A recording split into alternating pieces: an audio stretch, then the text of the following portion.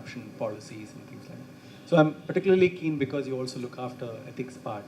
How do you really translate that into actionable items way down the hierarchy, so to speak?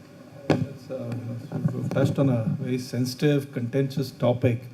In the interest of time, I'll probably give you a very short answer, which is 2 words.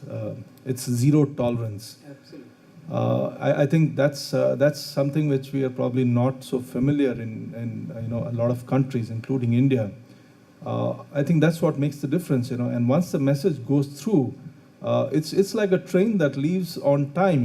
You're either there or you're not there.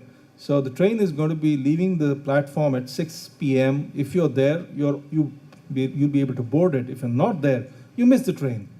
So once you get into that mindset that there's going to be zero tolerance when it comes to compliance with law, I think that's where you start that journey. And in the U.S., they've already at a certain stage of maturity on that, and the UK has now got new anti-bribery law.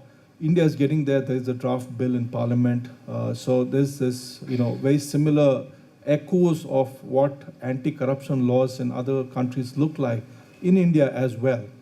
So it's a matter of time where Indian companies, and especially Indian companies with global operations, are anyway they are bound by global anti-bribery laws. So many Indian large conglomerates are actually already in compliance mode on that. And once we have a law like that in India, basically which is going to cover not just the bribe taker but the bribe giver as well, which is part of this new draft bill.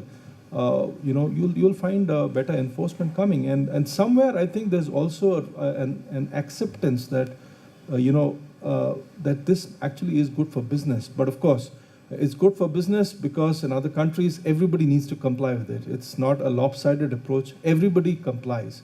So in India, the day we have that approach, you'll find that everybody is going to be on the train or they'll be out of the train. A big liquor company very recently moved out of Tamil Nadu. It was reported in the newspapers. And though the company declined to make any official statement, but it was attributed to their inability to make good the commitments that they have given following an anti-bribery investigation. So, there are hard calls you need to make. And, so there's a cost to business, there's a hard call to make, and then there's compliance. So that's what I would like to say on this. Many people may not be aware of this, but one of the first major corporate anti-corruption statutes was the Foreign Corrupt Practices Act in the United States. Do you know how old that is? 1974. It's over 30 years old, so it's older than more than half the people in India. With that, seeing no further requests for the floor for questions, I want to thank you all for your time. I want to thank our panelists. I was intrigued by this. I thought this was a wonderful discussion. It's an area I like a lot, and I learned an awful lot from our speakers, and I hope our audience did too. And thank you very much. Yeah, many thanks.